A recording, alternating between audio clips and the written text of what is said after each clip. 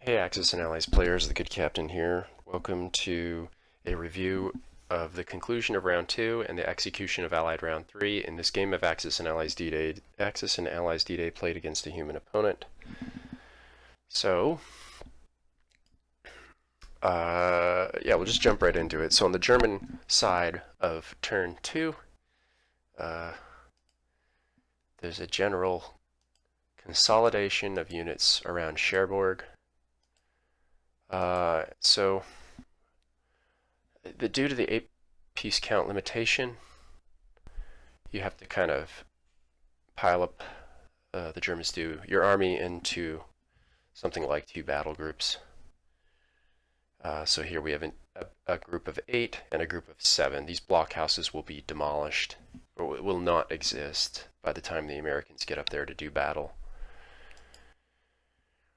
Okay, and then down here, we have these 2 infantry outside of St. Lo. They're going to move in. Okay.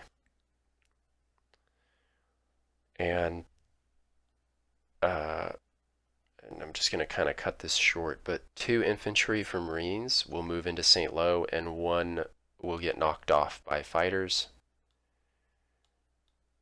And there's going to be a movement of units here. They're going to the Germans are going to elect to reinforce Caen, and they're going to run the gauntlet with one of their armors, and the fighter actually picks off the armor, moving up here.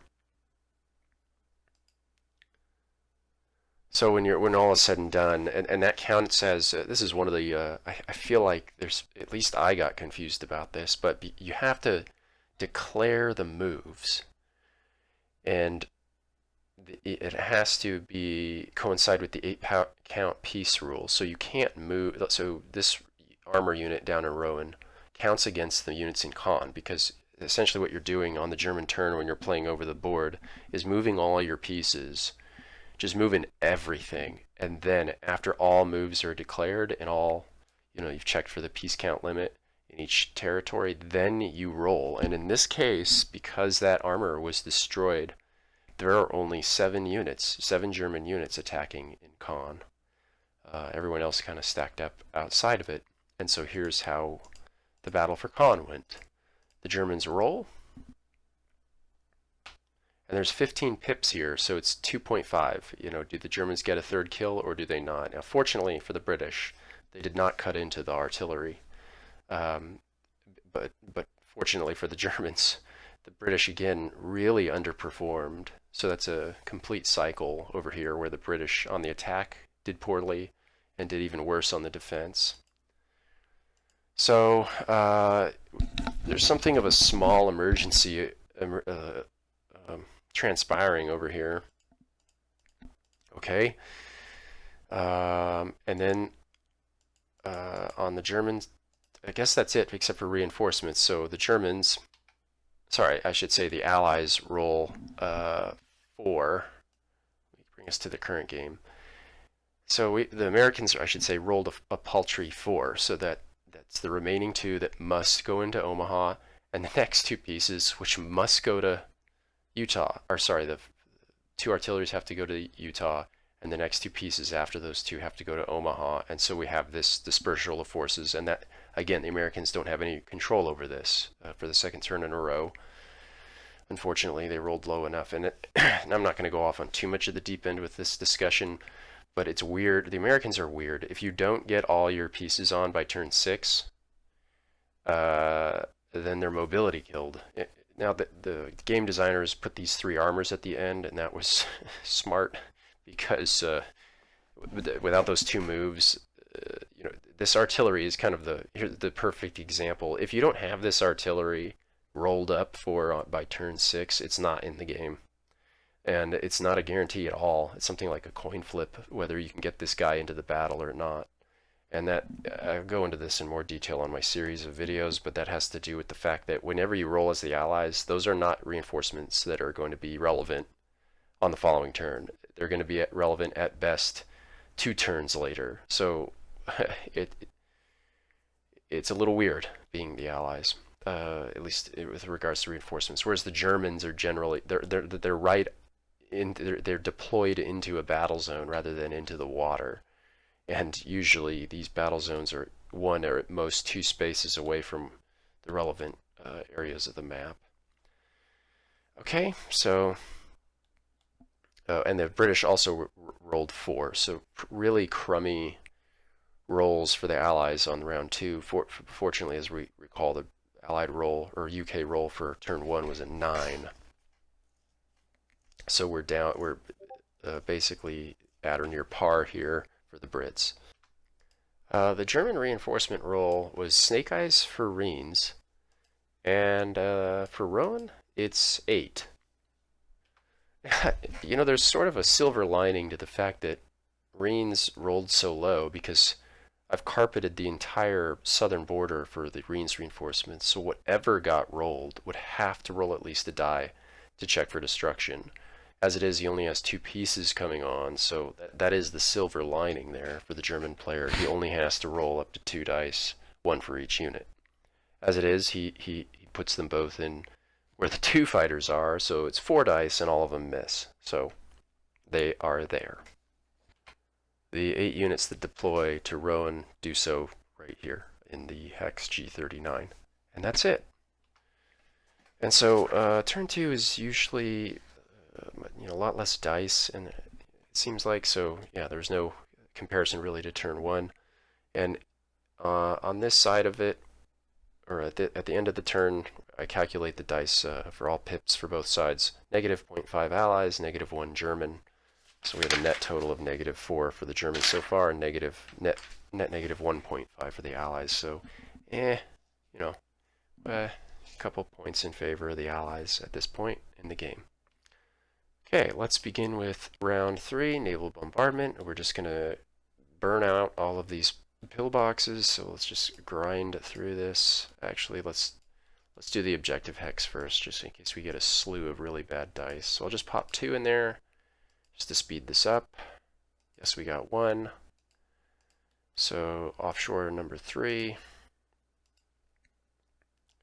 Okay, went down pretty quick.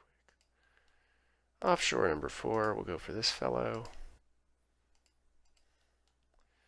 Offshore number 5. Wow. And offshore number 6, we'll go for the last one adjacent. Okay. Okay. Next is the fighters. And after much careful thought and deliberation, I've decided to basically keep the blanket I have down in the Reens Chartres area. So 1, 2, 3, 4, 5 fighters. Those are staying right where they are. I'll even leave this single fighter here. That's 6. It's these 2 that are going to be redeployed.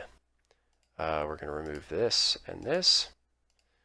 And we're going to put them both over the Hex G31 here with the 3 armor and the 1 AA gun.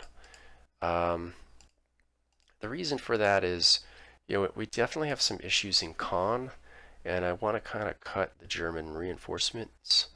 But 4 AAs in this hex is just insane. Like, that's a no-go.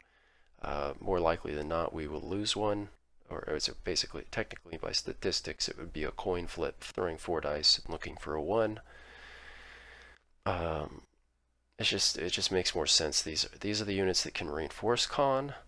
We're not going to put a cap over con because there's 2 AA guns. There's only 1 here. These are the only pieces that can reach it, so it's the safest and most sensible if we're going to pursue this strategy to just put 2 over this position here, eat the AA shot, and same basically for Reens. We're going to eat this AA shot. Now, I'm going to submit this, and we're going to roll for AA, but I already know what I'm doing with my bombers. There is no position on this map right now where use of bombers doesn't put them at risk of some AA. In other words, all the German battle groups have AA defense, and that's I'm honestly starting to look at that as sort of the hallmark of a player who understands D-Day a little bit. And so the next best thing we can do is use both of our bombers and target 1 AA gun. This puts your chance at destroying that gun with those bombers at 75%. There's only a 25% chance when you're rolling 2 dice at 3 or less that you miss. And by the rules of the game, if we destroy the piece, it does not get to fire back. So the plan is to put the fighter screen up, eat the 2 AA shots, and there's about a 30% chance we lose a fighter, which would hurt, but turn 3 is a little early to take this kind of a risk, but I see the opportunity. I feel like I see an opportunity here, and I'm not going to let it slip. And then we're going to sick those 2 bombers either here or here, but let's see what happens with the fighters first. Okay, so I'll roll this right now. Dice bot, AA fire, G34 and G31. 1 dice each, 30% chance we lose one, and we passed through we threaded the needle there, so that everyone is safe. And when picking a target, because I am going to put both bombers on one of these 2 AA guns, or 1 AA gun, I would just I want to find a territory with a single AA gun, because that's the safest territory to bomb. Then pick that single AA gun and put my chips on the 75% chance that there's no shot, and if they both miss, then there's only a 1 in 6 chance there's return fire. So it's a fairly safe proposition, but not a zero risk proposition. I'm going to pick Reens, the Reens AA gun, namely because St. Lo is the furthest from any Allied reinforcements. At least Caen is adjacent to the British beaches, so we can feed it far, far easier. So I will pick the G34 AA gun. Okay, so both bombers at the G34 AA gun. I am forfeiting 2 hits. Yeah, see, this is the sad part of this strategy. I basically guaranteed that I'm going to waste the roll if the 25% chance happened that we got 2 hits. Now, we did get 2 hits, but because we declared out of an abundance of caution that both bombers would hit the AA gun, sadly, we don't get 2 hits. I've seen this, not only mistakes have been made in games I've played recently. I've seen people make this mistake playing YouTube games. So you have to declare the shot before the roll. You can't see the results, then apply them. Targeted attacks, it cuts both ways.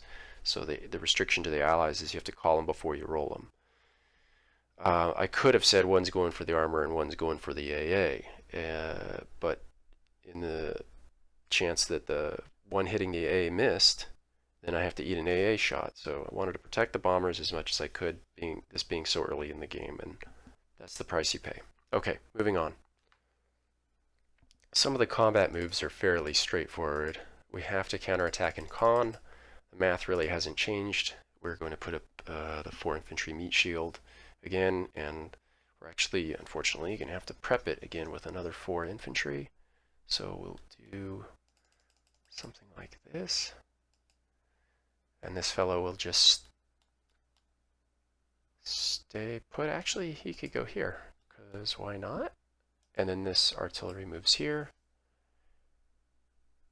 Yeah, that's, no one can reach him. So yeah, we'll leave him there. I don't know what, whatever. I think we're going to hit St. Lo, since we have, it kind of is in line with our strategy, takes advantage of that low German reinforcement roll. We are attacking uphill a bit. That's 3, 4, 5, 6, 7 pips to 10 pips, but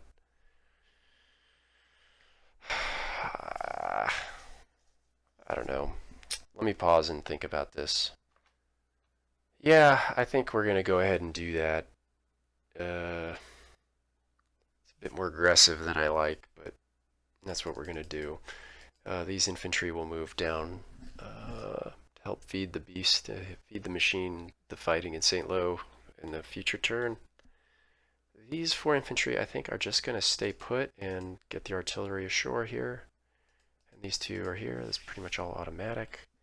And we're fast running out of pieces to move, so I think the best thing to do is have these assets move here. Yep, I think that's the best option. These 3 artillery, you know, I think I am going to move 1 here just to be safe. And then there's no harm, no foul to move here. So we can still cover Caen with that armor if needs be. And we can hit St. Lo if needs be. So take advantage of that 2 move. Got to take advantage of every asset on your side. So, and then we bring the Gold Beach reinforcements in for what they're worth. Okay, so that's it. We have 2 fights, one in St. Lo and one in Caen. And that's it. Yep. So let's do Caen first. 4, 5, 6, 7, 8, 9, 10, 11, 12, 13, 14. Yeah, so 2, maybe 3 hits, and we really do start needing to stack up some German bodies here, because, yeah, there we go, the 3rd. Okay, they picked up the 3rd, and,